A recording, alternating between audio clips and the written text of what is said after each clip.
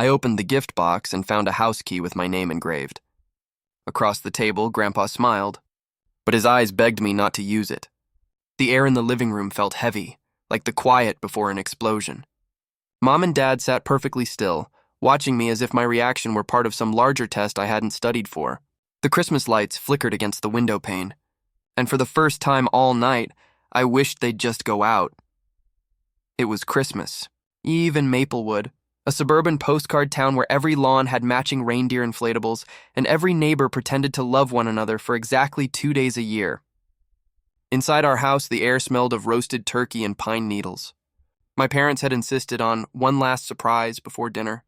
They handed me the velvet box with too much ceremony, too much suspense. It was the kind of gift people give when they're hiding something inside it.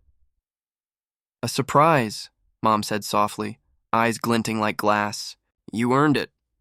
Dad leaned forward, his smile too wide, too polished. "Open it, son. You'll remember this night forever." When I lifted the lid and saw the gold-plated key, the room seemed to exhale. They waited, like actors in a commercial who already knew how the customer would react. "It's for your new house," Mom said. 3 bedrooms, 2 baths. It's yours." My first thought was that they were joking. My second was, why me? I'm 26, work remote tech support, barely scrape by. How could I afford a new house? Dad chuckled. "Don't look so scared. The mortgage is handled. Title's clean. Think of it as an early inheritance." That word, inheritance, landed like a blade. Grandpa shifted in his seat. He stared at his plate, knuckles white around his fork. "Whose idea was this?" I asked. Mom and Dad looked at each other. "Ours," she said quickly. "You've done so much for the family. We just wanted to give something back." Their smiles didn't reach their eyes. The tension under their politeness was so thick, it could have been gift wrapped too. That night, after the laughter and eggnog and fake toasts, I sat on my bed scrolling through emails about the property. The more I looked, the stranger it got. A message from escrow updates had come from a personal Gmail address. Another from the title coordinator had typos in every line. Out of curiosity, I searched the county's online records. There it was, my name, listed as the legal owner of a property on Windmere Drive. Filed and notarized at 3:07 a.m., I stared at the timestamp. No title company works at 3 a.m. Then came the video. The seller had sent over a Ring doorbell clip showing who picked up the keys at closing. I opened it, expecting to see my parents. Instead, it was Grandpa, alone, looking confused, signing something as the notary neighbor guided his hand. My heart dropped. Grandpa doesn't even drive anymore. Why would he be there? At 2:11 a.m., my phone buzzed. An unknown number. The message read, "Check page 7 of the deed." "Don't sleep there," my pulse hammered. I scrolled through the PDF, skimming until I hit the 7th page and froze. It was a power of attorney, supposedly granting full control of Grandpa's assets to my mother. The signature didn't look like his. The notary's stamp was smeared, the ink bleeding like a bruise across the paper. For a minute, I just stared at the document, the glow of my laptop casting blue shadows on the walls. Then I opened Grandpa's Facebook page and clicked through his latest posts. He hadn't written anything in months, just shared links about elder scams and fraudulent caregivers. My stomach turned. At 2:19 a.m., another text came through. "They used your name as cover. You're the legal fall guy. Don't confront them yet. Meet me before dinner, 3 p.m., courthouse parking lot." CEU? County Investigations Unit? I didn't even know they handled stuff like this. My first instinct was to call the police, but what would I even say? That my parents gifted me a house that might be stolen from my grandfather? It sounded insane. I thought of Grandpa's eyes across the dinner table, the silent warning behind his smile, the way he'd avoided looking at Mom or Dad all evening. Something inside him had been begging me to notice. And I had, too late maybe. I paced the room, replaying every conversation from the night. Dad's line about the mortgage being handled, Mom saying the title was made easy, their insistence that I move in before the new year. Every phrase was suddenly loaded, like I was hearing it for the first time. I opened my banking app. Nothing unusual, no deposits, no withdrawals. But when I checked my email again, a new message sat unread at the top. It was from a local realtor I didn't recognize. Subject: "Welcome home, Mr. Miller." Body: Congratulations on your new property at 209 Windmere Drive. HOA dues will auto-deduct starting January 1st. Auto-deduct? From where? I scrolled down and saw the attached form, linked directly to my checking account. My full name, routing number, even my digital signature. I hadn't signed anything. A cold sweat broke out across my neck. I called Grandpa's phone. Straight to voicemail. Then again. Nothing. Finally, I texted him. Grandpa, did you give Mom and Dad permission to buy me a house? 3 dots appeared, then vanished. At that moment, I realized whatever game was being played, I was in the middle of it. Whether I liked it or not, my name was the one inked on every page. If Grandpa was warning me, then he knew something terrible. And if Mom and Dad really forged all this, then Christmas dinner wasn't a celebration. It was a setup. Outside, snow fell in quiet sheets. Inside, I stared at the key on my nightstand, its golden surface catching the soft glow of the lamp. My reflection in it looked distorted, warped, like the beginning of a nightmare I couldn't wake up from. My phone buzzed once more. Tomorrow, the message said. Don't tell them. Bring the deed. I can prove everything. Signed, again, CIU, and just like that, Christmas stopped feeling like Christmas. It felt like a crime scene waiting to happen. The courthouse parking lot was nearly empty, the asphalt slick with melting snow. The wind cut through my jacket like glass, stinging my skin as I pulled the deed folder tighter against my chest. I half expected the message from CIU to be a prank, some cruel extension of whatever twisted joke my parents had started. But then I saw her, a woman in a gray coat standing beneath a flickering streetlight, her breath fogging the air. She looked like someone who'd already seen too much. You're late, she said. Her voice was calm, but it carried that clipped authority people get when they've spent years giving orders no one wants to follow. Who are you? I asked. She flashed a badge so fast I barely caught the words County Investigations Unit. Then she tucked it away again, glancing around as if the shadows could eavesdrop. I'm the one who sent the messages. My name's Agent Harper. I handed her the folder. What's happening? My parents gave me this house as a Christmas gift, but nothing makes sense. The documents, the timestamps. Because it's not a gift, she interrupted. It's a transfer. You're the straw buyer in a classic elder fraud scheme. I blinked. Straw buyer? They used your name to move your grandfather's assets. It's an old con. They take an elderly relative's property, disguise it as a gift or inheritance, refinance it under someone else's name, yours, then drain the cash through shell. Companies before anyone realizes the old. Man's broke. She opened her briefcase and handed me a thin folder stamped confidential. Inside were wire transfer receipts, screenshots of emails, even copies of notarized documents I'd never seen. Follow the money, she said. The wire splits into 3 accounts. One goes to an old checking account in your mom's maiden name. The second feeds into your dad's defunct LLC. The third, well, that one disappears offshore. I stared at the papers. You're saying my parents stole from Grandpa? She nodded grimly. And if we don't stop it, they'll make you the fall guy. You're the owner of record, remember? When the authorities start looking into the withdrawals, your name's the one on the title. You'll look like the one exploiting him. The world tilted. My voice came out smaller than I meant it to. Why me? Harper studied me for a long moment, her expression softening just slightly. Because you'd never suspect them. Because family loyalty is the cheapest security system in the world. A silence settled between us, heavy and sharp. I heard the courthouse clock chime in the distance. 6 slow rings. My phone buzzed in my pocket, a text from Mom. Dinner at 6. Wear something nice. The timing made me nauseous. I flipped the screen face down, as if that could make the message disappear. They want me home tonight, I said quietly. Harper nodded. That's perfect. We've been building this case for months, but we've never caught them confessing. Tonight might be our only chance. She reached into her coat and pulled out a small object, a thin metallic clip the size of a tie pin. This is a micro recorder. It'll capture everything. Keep it on during dinner. Don't confront them directly. Just let them talk. They'll want to justify themselves. People like your parents always do. I hesitated. And what if they find out? She gave a humorless smile. Then I hope you can run fast. Another text arrived, this time from Grandpa's phone. Voicemail received. Please check. My hands trembled as I opened it. His voice came through cracked and whisper thin. Candy canes. Remember candy canes, that was it. 4 words. I looked up at Harper. Candy canes? What does that mean? She shrugged. Could be code. Could be nothing. But from what we've seen, your grandfather's smarter than he lets on. Maybe he's trying to tell you where the proof is.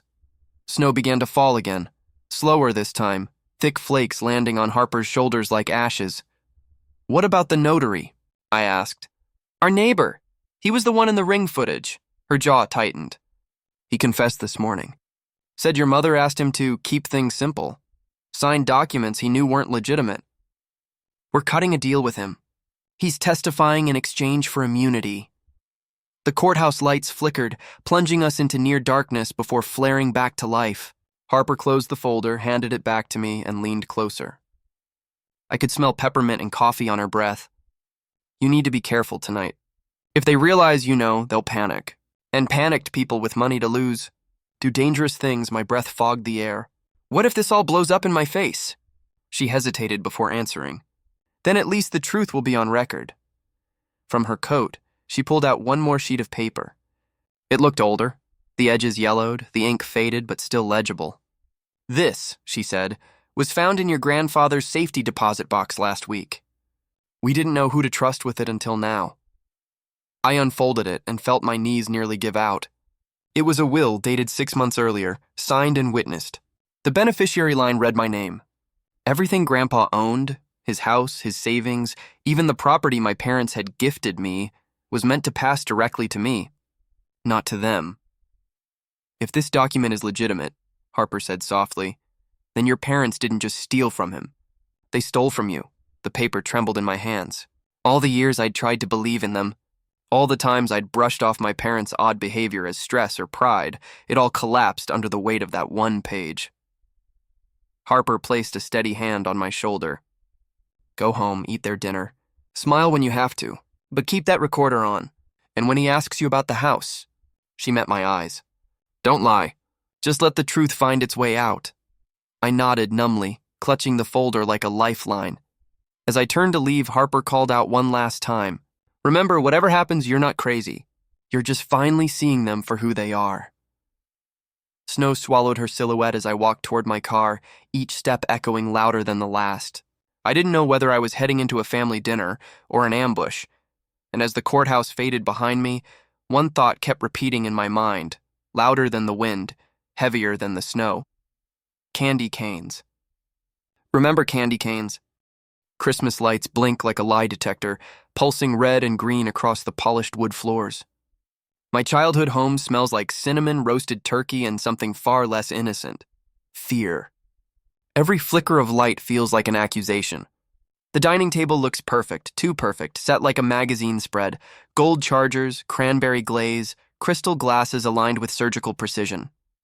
At the center sits a tall glass jar filled with striped candy canes. It glows faintly under the chandelier, a cheerful disguise for something colder. Grandpa sits at the far end of the table, his sweater vest immaculate, his frail hands trembling slightly. His eyes lift to mine, and then, subtly, to the jar. Once, twice. That tiny, deliberate glance is all it takes for me to understand. The jar isn't decoration. It's surveillance. I take my seat, heart hammering against the recorder clipped inside my shirt. Mom and Dad sit opposite me, casual but watchful, their smiles stretched thin like elastic ready to snap. We're so glad you made it, honey, Mom says, her voice sugar-sweet, but the words land like ice. Of course, I reply. Wouldn't miss it. Dad chuckles as he carves the turkey, the knife glinting under the chandelier. You've been busy with that new house, huh? Tell us, how does it feel to be a homeowner at 26? I force a smile. Haven't really moved in yet. Mom's brow tightens. What? Why not? It's a beautiful property. We worked so hard for that surprise. Her tone wraps around the word we like barbed wire. I glance at Grandpa again. He's staring down at his plate, pushing peas around in slow, shaky circles. I can hear the faint hum of the micro recorder against my heartbeat. Small talk fills the room like static. Dad brags about his end-of-year deal, something vague about closing a partnership before taxes hit. Mom corrects him on details, laughing a little too loud, refilling her wine glass before anyone else's is empty. The air feels tight, stretched, waiting for someone to breathe wrong. I reach for the candy cane jar, pretending to inspect it. The glass feels cool against my palm. When I tilt it slightly, I see it, a pinhole camera buried between the red and white stripes, blinking faintly. Grandpa's clue was real. Beautiful centerpiece, I say casually, looking directly at Mom. Where'd you get it? She flinches almost imperceptibly. Oh, that? Grandpa insisted on it. Said it's tradition. I glance at him. He meets my gaze and gives a small, knowing nod. The silence stretches. I can feel Harper's words echoing in my mind. Let them talk. Don't confront. Let the truth crawl out by itself. But patience feels like poison now. So, I begin slowly, about the house. Whose idea was it really? Mom doesn't blink. Ours, sweetheart. Family helps family. Dad smirks, slicing through turkey like it's paper. You'll thank us in 5 years. You're building equity early. Smart move. Grandpa sets his fork down, the faint clink of metal on porcelain slicing through the tension. His voice trembles, but it's steady enough to pierce the act. Did you like the new house? That line. The same one from his voicemail. Did you like the new house? My throat closes. Every watt of Christmas light seems to burn brighter, the entire room spotlighting me. I haven't moved in yet. Mom's smile falters, freezing mid-expression. What do you mean you haven't moved in? We put everything in your name. The furniture's already there. Your furniture. I didn't buy any furniture, I say quietly. Her voice rises. You ungrateful... Page 7, I interrupt. The knife stops midair.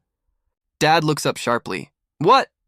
The power of attorney, I say, my voice calm, deliberate. Grandpa, did you sign it? The air snaps. Grandpa lifts his head, his cloudy eyes locking onto mine, then to the candy canes. No, he says simply. The room detonates. Mom stands so fast her chair screeches across the hardwood. What is this? What are you implying? I stand too, holding the candy cane jar firmly in both hands. The glass is heavier than it looks. You forged his signature, I say. You used my name to hide it. And now this whole dinner is a cover. Dad's face reddens, veins surfacing along his neck. You have no idea what that signature means. Then explain it, I challenge. Because as of right now, it means fraud. It means you stole from your own father. Grandpa exhales shakily, relief and guilt tangled in the sound. His shoulders slump, as if a year's worth of lies just slid off them. Mom lunges for the centerpiece, panic flashing in her eyes. Give me that! I'm faster. I lift the jar, candy canes clinking together. You really thought you could bury the evidence in Christmas decorations? I set it gently in front of Grandpa. He deserves to hold it. He reaches for it, fingers trembling, and sets it before him like an offering. Dad slams the knife down. You don't understand what's at stake here. Then help me, I say. Make me understand. But before he can answer, something outside cuts through the chaos. A faint, rising wail. Blue-white light flickers through the frosted window. The reflection dances across the walls, swallowing the reds and greens in a storm of flashing sirens. Mom freezes mid-step. Dad turns toward the window. The sound grows louder until it fills the house. 2 sirens, maybe 3, stopping right outside. Grandpa looks at me, a faint smile trembling on his lips. You called them, he whispers almost in awe. But I didn't. My stomach drops. I glance toward the front door, heart pounding so hard it hurts. The sirens stop. Silence floods the house, heavier than any sound before it. Outside, I see silhouettes moving through the snow. 3 figures, dark coats glistening under flashing lights. One raises a hand toward the doorbell. Dad's jaw tightens. Mom's eyes dart toward the back hallway, calculating escape routes. Grandpa whispers again, voice barely audible over the hum of the lights. It's time! Then, knock, knock, knock. The candy canes shimmer in the jar, their reflections distorted in the glass, as if the truth inside the house is finally about to spill out. The pounding at the door echoes through the house like the heartbeat of something waking up. Knock, knock, knock. Each strike feels heavier than the last. Mom's wine glass trembles in her hand. Dad freezes mid-step, his jaw clenched tight enough to crack. The sirens outside fade into a soft hum, but the silence that replaces them is worse, a vacuum filled with guilt.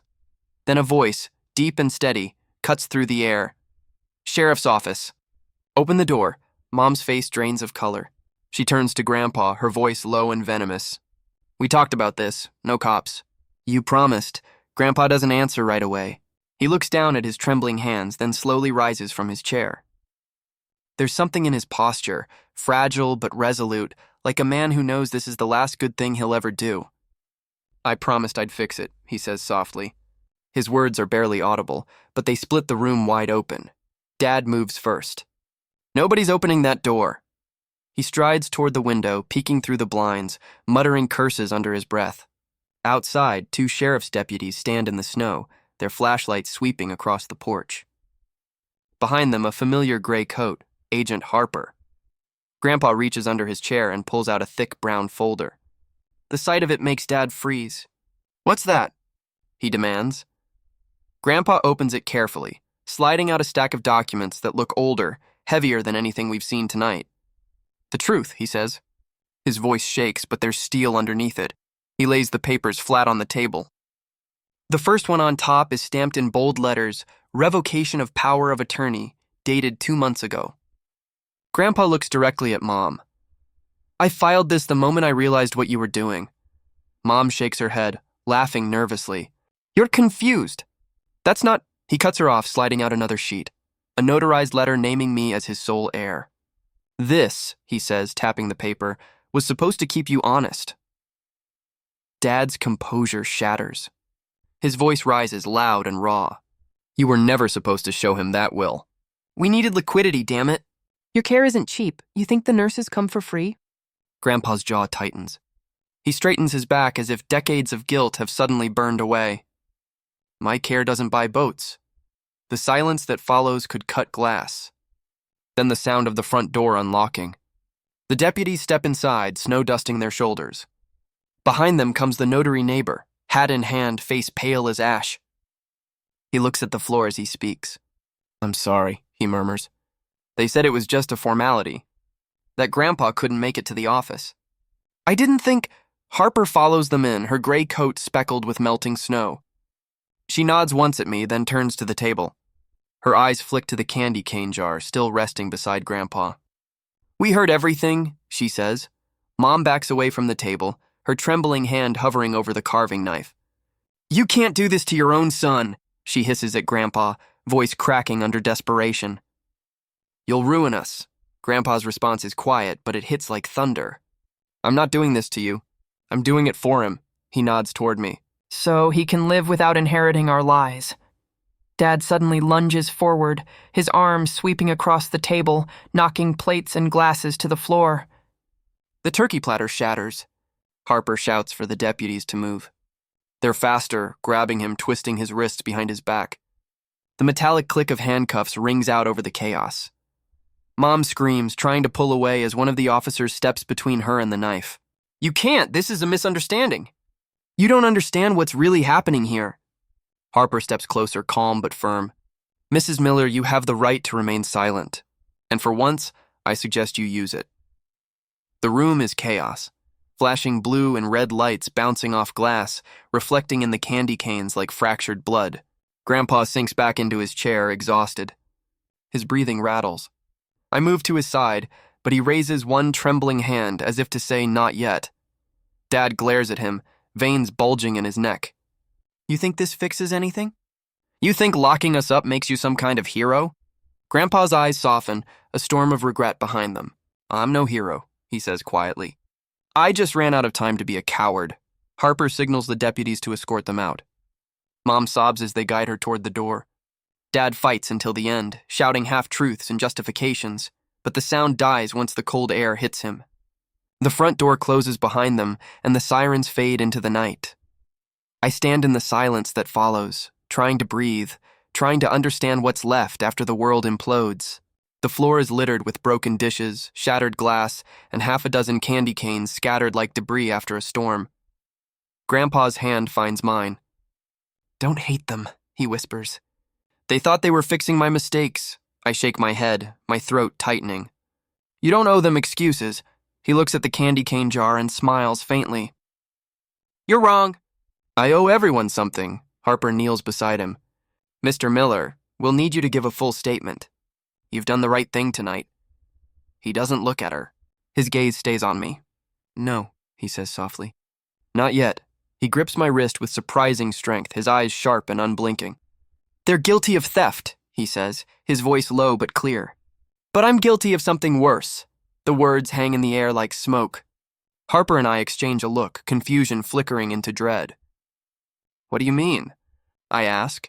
Grandpa exhales slowly, the sound more fragile than his voice has ever been. You'll know soon enough, he murmurs. Outside, the snow starts falling again, thick and silent. The lights from the patrol cars fade into the distance, and in the dim glow of the dining room, the candy canes gleam one last time, innocent stripes hiding the truth still waiting to be told. The house is silent except for the faint ticking of the clock above the mantel. The turkey sits half-carved, steam curling from it like smoke from a wreck. Grandpa grips the back of his chair, his knuckles pale, his breath shallow. Harper watches him closely, pen hovering above her notepad. But he isn't talking to her. He's looking directly at me. His eyes are heavy with something worse than guilt. Something that looks like surrender. 30 years ago, he begins, voice trembling. After your grandmother passed, I did something terrible. I thought I could fix our problems with a match. The room stills. Even Harper seems to forget to breathe. I torched our garage for the insurance money, he continues, staring past me into the dark window. It was stupid, desperate. I thought it was contained, but the fire spread faster than I expected. I swore no one got hurt. He pauses, his throat tightening. I was wrong. My chest feels tight. What do you mean? His eyes close and tears pool in the corners. There was a child sleeping in the house next door. The smoke reached her room before the firefighters arrived. She didn't make it. Mom gasps, pressing her hand to her mouth. Harper lowers her pen. The deputies exchange glances, unsure whether to record or console. Grandpa's voice cracks. Your mother. She wasn't always your mother. I freeze. What are you talking about? He looks at me, then at her. Mom's face is pale, her eyes wide, glistening with tears that refuse to fall. She pulled you out of our house that night, he says, his words trembling but clear. You were just a baby. She raised you because I couldn't face what I'd done. She married my son later, and we kept the secret buried like a corpse. The guilt? It eats you alive after a while. My mind fractures. I'm adopted? He nods slowly, the weight of his shame bending him forward. I watched you grow up from the sidelines, buying silence with money and gifts, college funds, vacations, that new car you thought came from your dad's bonus. I told myself I was helping, but really, I was just paying for forgiveness I never earned. The walls seem to close in. The candy canes on the table reflect the flickering light, warped stripes spinning like red and white ghosts. When I saw your parents start forging signatures, stealing from me, Grandpa says, his voice rising with grief, I saw my own mistakes repeating. I couldn't let another generation drown in lies. So I set a trap. I recorded their deals, the fake accounts, everything. But before I went to the police, I found something I didn't expect. He reaches into his coat pocket and pulls out a folded piece of paper. His hand trembles as he slides it across the table toward me. I sent off a DNA test. I needed to know if my guilt ended with one child or two. I unfold the paper, my heart thundering. The heading at the top reads DNA relationship results. My eyes lock on one line, half match, sibling relationship likely. Grandpa's voice softens to a whisper. The little girl who died. Had a sister. A baby, you. My head spins. What? Your birth mother survived the fire, he says. She moved away, changed her name, tried to start over. I found her last year. She's sober now. She told me about you. She never stopped looking. The room blurs. Mom, no, my adoptive mom, breaks down into quiet sobs. We were trying to pay her back, she says, tears streaking her cheeks. That's why we moved the money. We weren't stealing. We were building a trust fund. For her, for you. We lied because we thought you'd hate us if you knew the truth. Harper stands frozen, the pen trembling in her hand. The deputies lower their radios. The scene feels less like an arrest now, and more like a confession none of us were ready for. Grandpa takes the house key from his vest pocket and places it in my palm. His hand feels like paper, fragile but warm. That new house. It's not a trick. It's part of a trust I created in the little girl's name. Hannah. I started a shelter there, Hannah's house, for children who lose everything overnight. I was going to leave it all to her family, but now, his eyes glisten. I want you to run it, to turn our sins into something good. The room falls silent except for Grandpa's ragged breathing. Harper wipes a tear before stepping back, giving him space. Sirens still echo faintly outside, fading now as the deputies step away. The air smells of pine and smoke and cold truth. The carving knife sits beside the untouched turkey, metal cooling against the wood. I look at the people around me, the man who caused it all, the woman who saved me, the law that caught us all in between. Every emotion collides inside me, rage, love, loss, forgiveness, all blurring together until I can't tell one from the other. Finally, I nod. Not in forgiveness, not in approval, but in understanding. Months pass in fragments. A courtroom montage of faces and verdicts. Dad pleads guilty to fraud and takes a deal.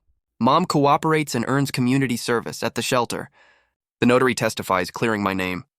Harper sits in the front row, watching justice untangle decades of lies.